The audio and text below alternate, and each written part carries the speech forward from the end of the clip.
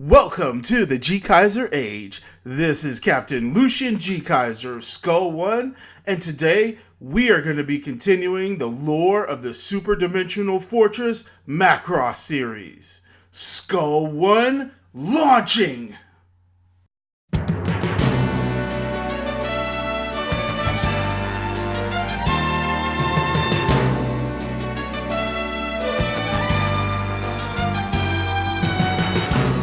マクロの空を貫いて地球を撃ったイカズチは我ら幼い人類に目覚めてくれと放たれたマクロスマクロス惜しくたった若者は愛する人をかばいつつ Before we start today, I have one correction to my previous video in regards to Britai's engagement with the ARMD space carriers from UN Spacey. He actually is intrigued because the missiles that are fired use what the Zentradi refer to as reaction warheads, a technology used exclusively by the proto-culture. These are weapons of mass destruction that, depending on the warhead size used, can either obliterate heavily armored targets or even massive space fortresses. And because of this configuration style for these warheads, it makes it easily capable of even being carried by smaller craft like Valkyrie Fighters. Their destructive potential goes beyond nuclear weapons, with little to no radioactive fallout depending on the technological generation of the reaction weapons. When Britai sees how easily the reaction missiles fired by the ARMD carriers destroy some of the frontline battleships of his group, he is reminded of the terrible power that reaction weapons can bring to the battlefield. After seeing how the pathetic launch platforms for such destructive weapons act with their weak defensive tactics, he presses forward, ravaging the carriers. So now that we have that cleared up, let us pick up where we left off with the original Macross series, Super Dimensional Fortress Macross. Dropships from the Zentradi fleet managed to slip down to the Earth, detected only at the last second as the main gun firing left the Macross's long-distance detection systems ineffective. The massive dropships are seen splashing down into the ocean, moving towards the coast of Macross Island, filled with the deadly Zentradi strike craft. Global orders patrol helicopters to scout the splashdown site, but the whole patrol is wiped out when Zentradi Reg battlecraft rise from the water to begin their assault, blowing the helpless patrol helicopters out of the sky. Misa informs Captain Global about the destruction of the patrol helicopters, and he expresses his frustration at having to wait for orders on board an untested, rebuilt alien ship. Just a short intermission here to talk about the Zentradi Reg units. They are an interesting combat craft and are basically the grunt units for the Zentradi forces. The most basic of these is the Reg standard unit, armed with 2 medium-bore electron beam cannons, 2 small-bore anti-personnel cannons mounted on the main fuselage, and then, of course, 2 additional small-bore anti-aircraft guns mounted on the aft. Several variants can be seen in combat with different equipment ranging from mounted missile launchers or electronic warfare equipment for ECM and reconnaissance roles.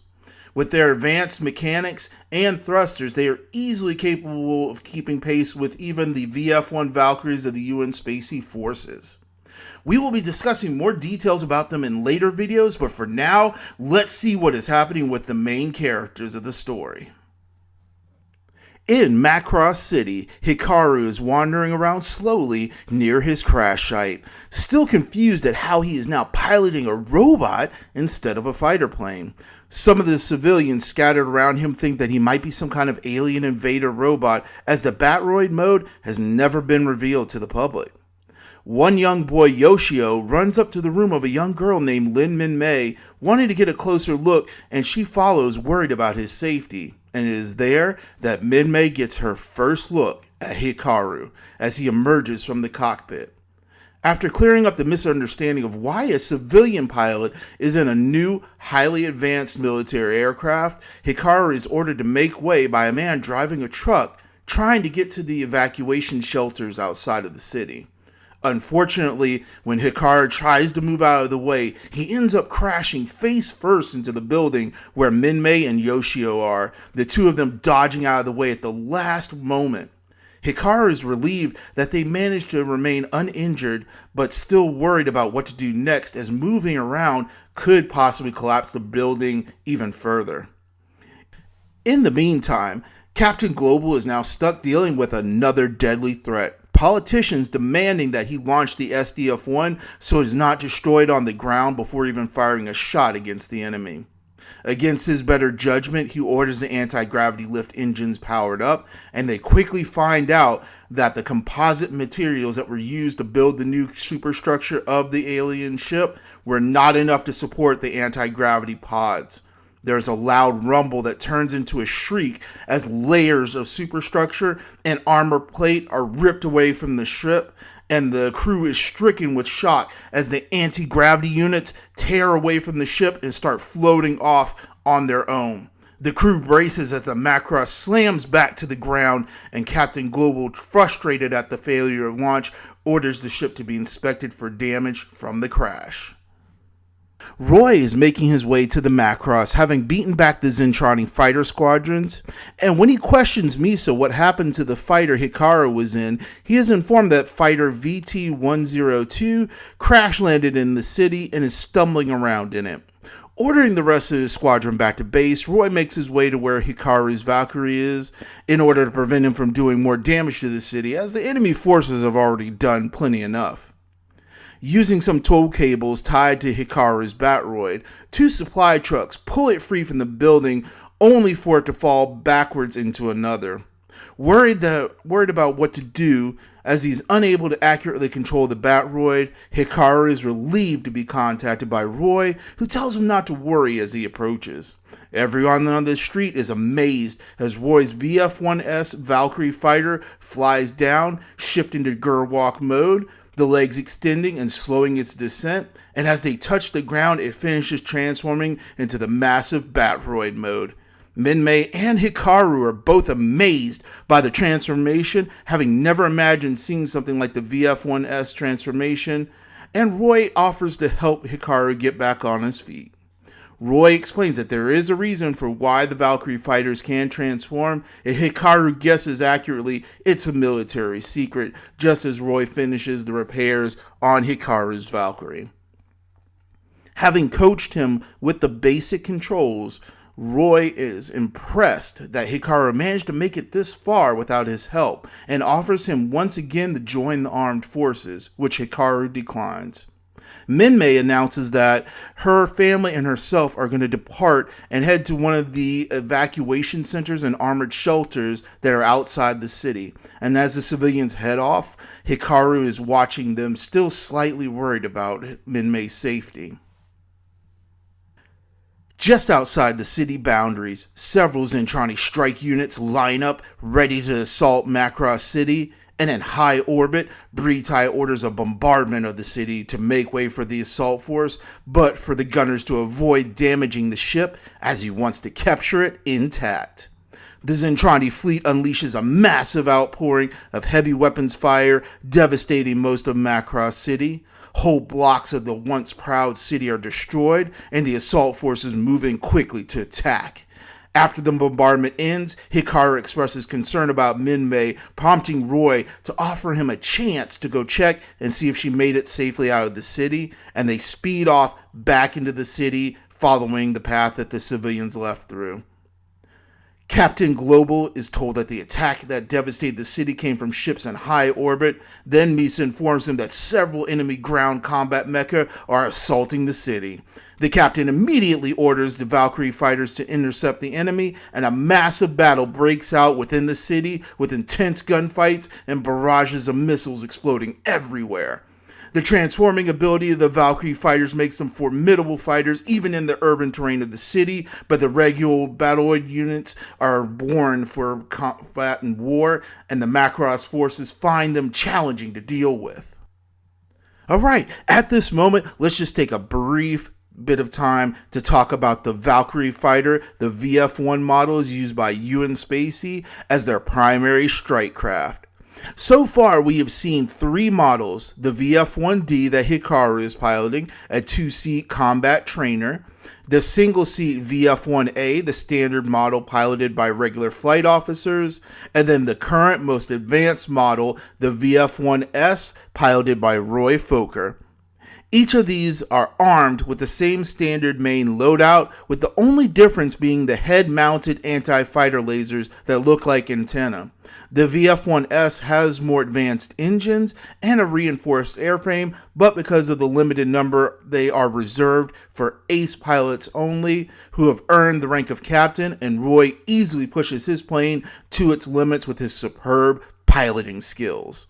The main, most devastating weapon is their GU-11 55mm 3-barrel Gatling gun pod with 200 armor-piercing rounds, and this is supported by the Mauler ROV-20 anti-aircraft laser cannons that are mounted on the head. These lasers are capable of firing 6,000 pulses per minute. The final weapon that they are currently armed with are 12 wing-mounted AMM-1 anti-mecha missiles, which also work as all-purpose missiles for ground and aerial targets. In fighter mode, the VF-1s show amazing speed and maneuverability, but when they convert to jerwalk mode with the arms and legs of the craft extended, they become super agile, giving up an overall top speed to be able to fire from multiple angles with the gun pod now configured as a rifle. In Batroid mode, they are capable of engaging the enemy in close ground combat, easily giving up their speed for direct combat ability, allowing them to easily achieve ground superiority. We will dive more into greater detail about them in a separate video, but for now, let's get back to the action. Minmay, having gone back into the city to retrieve something important that she left behind, is being chased down by a regular unit, the massive armored feet shaking the ground behind her with every step. It is only moments away from stepping upon her before a burst of Gatling fire blows the foot off of it, and Roy's VF-1S in jerwalk mode imposes itself between the attacker and Minmay. After sending the smoking remains of the Regal flying backwards with one more burst of cannon fire, Roy orders Hikaru to take Minmay and get her out of there. Hikaru picks up Minmay in the armored hand of Valkyrie in jerwalk mode, but is forced to fire up his jets and take off down the streets as a rain of enemy missiles explodes right where they were moments before. Roy engages the enemy, trying desperately to take out many of them as fast as he can, while Hikaru is still trying to find a place to stop long enough to allow Minmay time to get in the backseat of the 2-seat Valkyrie. Before that can happen, though, Hikaru is ambushed by a missile-armed Regal unit and takes to the air to try and dodge the missiles, only for the arm of his Valkyrie that is carrying Minmay to be shot off by a heavy beam fire. Hikaru puts the fighter into a power dive to catch her as Minmay's body falls from the powerless grip of the giant hand that had been holding her. Throttling back just enough to match Minmay's descent, Hikaru opens the cockpit, reaching out and barely manages to pull her inside, then throttling up. Still in jerwalk mode, the legs extend out with the thrust flaring from them to stop it just before impact, and it begins to hover forward at high speed down the streets. Hikaru checks on Minmay, relieved to see she is okay, but then she shouts out a warning, and Hikaru turns back to the controls only to see a regular battle unit striding out right in front of them. The Valkyrie crashes into the Regal and impacts against the ground hard, sliding to a stop after toppling the Regal, which immediately begins to stand back up even as the Valkyrie automatically regains its own footing. Anger flares up in Hikaru as he sees that Minmay is knocked out from the impact, and he turns the gun pod of his Valkyrie on the Regal, shouting as he fires his first weapon ever. Unfortunately, his aim scatters the impact of the rounds all over the ovoid body of the Regbolt, and even though the craft falls over from having been heavily damaged, something within it still stirs. Hikaru remains stunned, still pulling on the trigger even though he has emptied every round from the gun pod, and is still stunned more when a hatch on the back of the Regbolt pops open and the massive Zentradi soldier within emerges.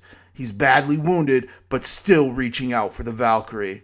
Just as the Zentradi gets within reach of Hikaru, another burst of gunfire snaps Hikaru from his stunned disbelief, and he spots Roy's VF-1S with its gun pod still smoking as the body of the Zentradi crashes right next to Hikaru's Valkyrie. Hikaru asks Roy, "What is that thing?" And Roy explains that is the alien that they have discovered back when the Macross was originally first explored. And Hikaru is looking at it and then finally figures out that the alien must be the reason why the Valkyrie Fighters were designed. And Roy confirms this. The Valkyries were designed to have their humanoid mecha form, the Batroid, in anticipation of having to combat these giant aliens. Hikaru begins to feel a state of shock come over him as his eyes cannot leave the sight of the bullet-ridden humanoid body, marveling at how human it looks aside from being nearly 50 feet tall.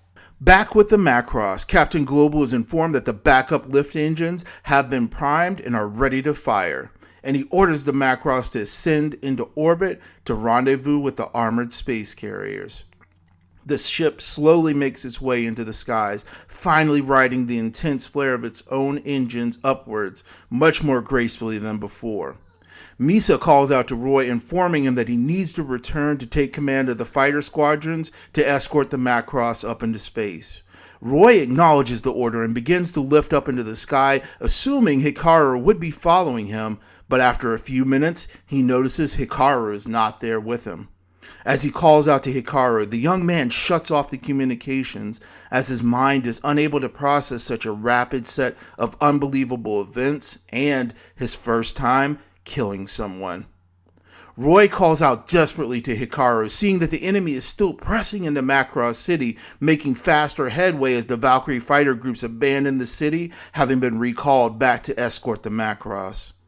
He calls out to Misa that he has to return to the city to pick up the pilot of VT-102, and Misa tells him that she's looked into the records and found that there is no pilot named Hikaru assigned to that fighter. Roy explains quickly that Hikaru is a civilian who just got mixed up into this, and Misa is beside herself as she was the one that ordered him to take off without listening to Hikaru.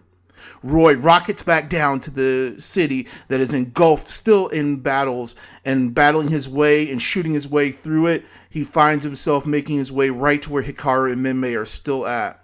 Hikaru is finally just coming around out of his shock, realizing that they need to get out of there before more enemies surround them. But during his struggle to take off, his Valkyrie falls over through a combination of damage sustained and the Zentradi soldier having had a death grip on the foot of the fighter that he had not noticed before. Roy arrives just in time, disengaging the front fuselage of Hikaru's fighter, which is designed to work as an escape and survival pod, and now carries Hikaru and the now awake Minmay as a fresh group of enemies descend upon them.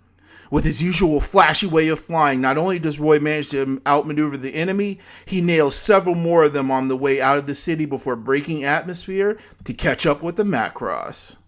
The Macross moves into high orbit to meet up with the space carrier forces and support fleet waiting to join it in the battle against the enemy forces. While asking for permission to land, Hikaru expresses that he and Minmay don't want to go to the Macross, but Roy informs him that the city is crawling with the enemy and too dangerous to go back to right now. As Roy asks for landing permission, Misa appears on the communications video line, and Hikaru recognizes her voice, calling her the old lady that ordered him into battle. After a round of everyone taking turns calling her an old lady, and even Captain Global getting in a chuckle at it, a frustrated Misa tells Roy which bay to land in. Britai, still interested in the ship and the reaction weapons it may contain, decides it would be too risky to let the ship meet up with its fleet and orders his ship to prepare a barrage to destroy the enemy fleet, leaving the Macross unsupported. As the Zentradi fleet closes in, Roy takes Hikaru and Minmay to a docking port where he managed to have Hikaru's stunt plane stashed away and asks them to wait there until he comes back from another deployment against the enemy. The Macross moves into position to dock with the ARMD-1 and 2 space carriers to add their firepower and fighter craft to its complement. Just before they could dock, Britai attacks and destroys several UN Spacey ships, including the space carriers, completely. This forces Global to take an incredible risk by making it look like they are going to descend back to the planet, but once they are back over Macross Island, they will perform a full jump to the other side of the moon. Misa and the rest of the bridge crew disagree with using an untested, faster-than-light travel method, especially in atmosphere and without permission of the government, but he still insists as it is their best chance to avoid the enemy's next attack. As the ship descends back into the atmosphere, Hikaru and Minmay launch from the docking bay in his stunt plane, determined to go back to the island regardless of the danger of the enemy. But they end up getting caught in some massive outpouring of light. The world becomes distorted, but not only for them, the same happens to Macross Island, the surrounding ocean, and even the enemy forces still on the island. In moments, all of them are transported deep into space, but not to the intended coordinates near the moon, and the SDF-1 Macross, out of power from the full jump, crashes into the now frozen island of Macross. Britai is stunned, as is his advisor, who never imagined of someone using a fold jump in atmosphere, as it can cause any number of problems with the fold itself, even destroy the ship attempting it. This only intrigues Britai further as to why they would do something so desperate just to avoid capture, and he's even more determined now to gain control of that enemy ship. He orders for the default coordinates to be found as soon as possible so they can pursue them.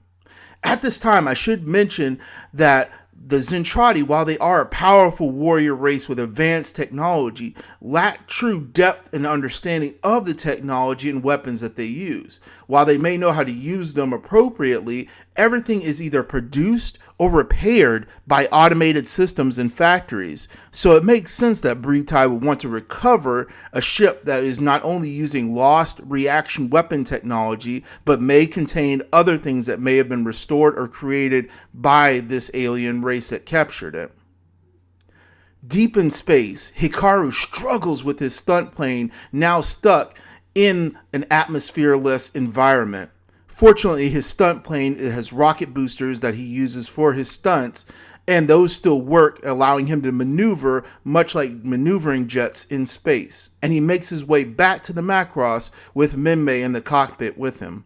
They can see that the remaining enemy forces are currently engaged attacking the Macross, and because of that, all the landing bays are currently closed off. But with their oxygen slowly leaking from a debris impact, he aims for an opening in the Macross created by some battle damage.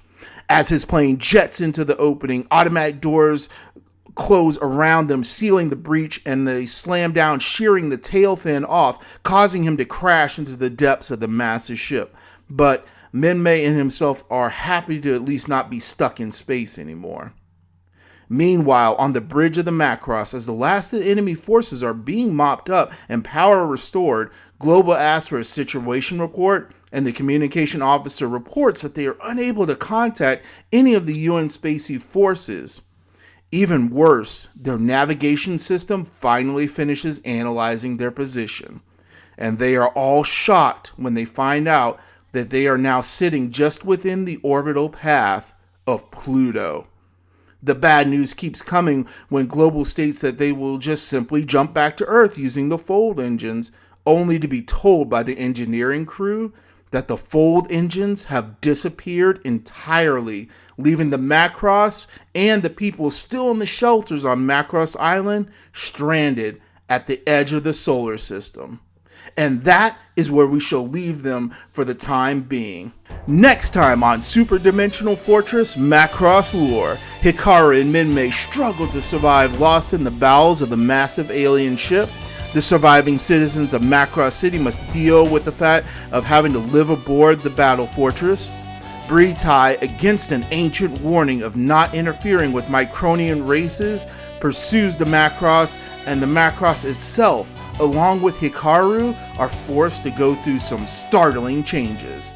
I hope you've enjoyed this part of the Macross lore. Drop a like, subscribe, and hit that bell icon if you want to be notified when the next part is available. Once again, thank you for joining us here in the GKaiser Age. This is Captain Lucian GKaiser Skull One, signing out until the next battle.